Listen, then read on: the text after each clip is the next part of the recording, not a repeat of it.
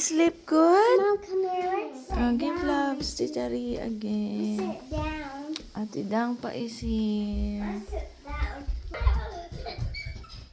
Ano? Big girl. Oh, look at that. She is... She's everywhere. Water monster is here. Oh no, water monster. Because they're flying. A day in my life. Correct. So, andyan na po. Ready na po yung clothes ni Daddy. Mga my guys, para si Daddy if he get up. So, his clothes is prepared. And then, finally, nag-get down na ako mga my guys. So, andito na si Mommy. Nagawa na siya, Mommy Lynn. She make pancake for the kids, for us. She's a good woman, mga my guys. Kung magpunta kayo dito, mga my guys, o kami ba kung sino bang bisita niya, hindi talaga worried sa mga food. Kasi si Mommy Lynn, she's always there to, to try her best na taking care talaga yan siya sa mga bisita, mga my guys. We are very grateful of my Sisi Arlene because, she loves her family, she loves us, and also we love her too. Thank you so much, Mama Lynn, for having us na nag-enjoy talaga kami sa pagbisita sa inyo, mga my guys, kay Mama Lynn. Tapos, mga my guys, ako na din nag-eat ako ng rice kasi rice is life. So, Filipina, maday talaga tayo mga bay guys pag walang rice. At saka si Mama Lynn, so many coffee in her mga my guys cabinet. So she's coffee lover mga my guys. So daghan kay na siya coffee mga my guys, andun pa, tapos andun pa sa other. So grabe. At saka ito yung interesting, ang asawa, the husband of Tita Ani, mga my guys, kumain ng pampanuna. Kanang isda na inununan. First, nakakatawa mga my guys.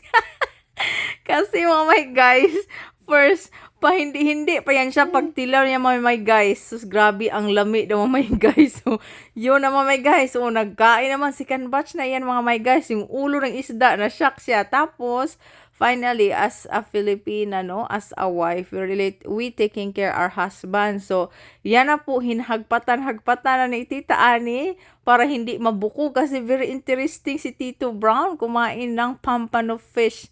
We called adobo.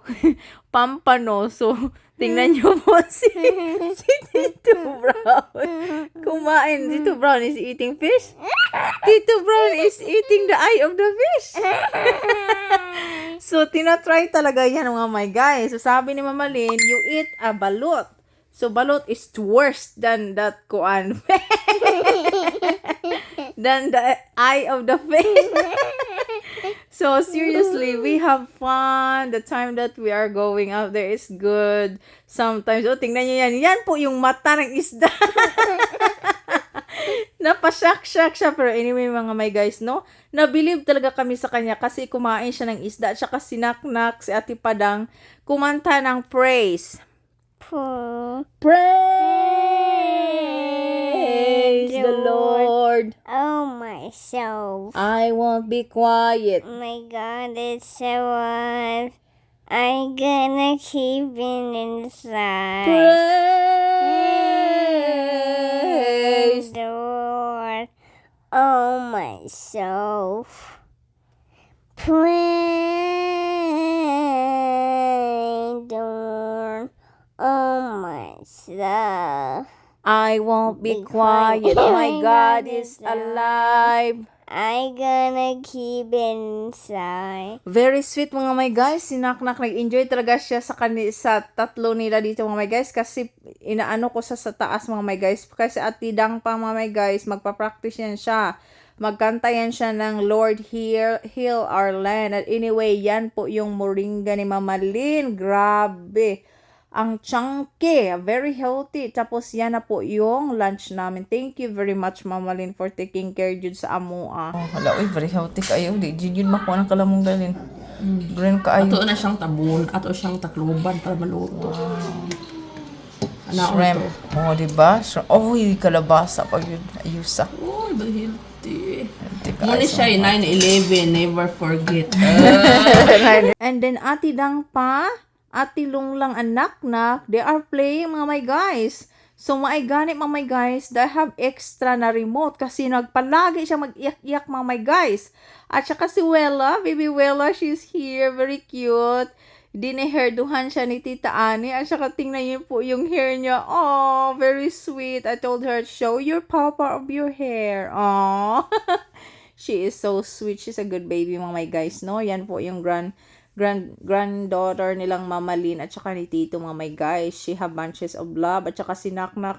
Finally mga my guys, no? Natuwa talaga ako sa moment ni Naknak at saka Ati Dang pa, Bibi Wella at saka si Summer. They have fun mga my guys. So na-enjoy talaga kami even though one day na kami nag-sleep over sa kanila. So soon next time we planning mga my guys na mag-spend time kami doon sa kanila again. Para naman more fun mga my guys. At saka si Tita Ani nag-make ng coffee jelly. So may kape. At saka yung gatas. Correct. So anyway mga my guys, masarap siya. Parang very better lang yung kape mga my guys kasi nadaghan niya. Pero anyway, if you drink coffee, so magustuhan mo talaga kasi strong yung milk din. Even though strong yung taste ng jelly na coffee, but it's good. At saka panali, umuwi na kami dito na. Nag-iyak-iyak na si Naknak. Tapos si Mama Lynn, she gave Tita Ani a moringa. Tagaan na siya. No, not moringa, that lemongrass mga my guys. And also, si Milia mga my guys. So, si Naknak, she don't wanna go home mga my guys. Ito talaga yung nakaproblema ni Naknak. Uy, kasi nag-iyak-iyak na siya kasi hindi siya gustong umuwi. Poor baby. But it's okay. Tapos, andyan na po si Tito at saka si Daddy. Nag-hug-hug na yan sila kasi umuwi na kami.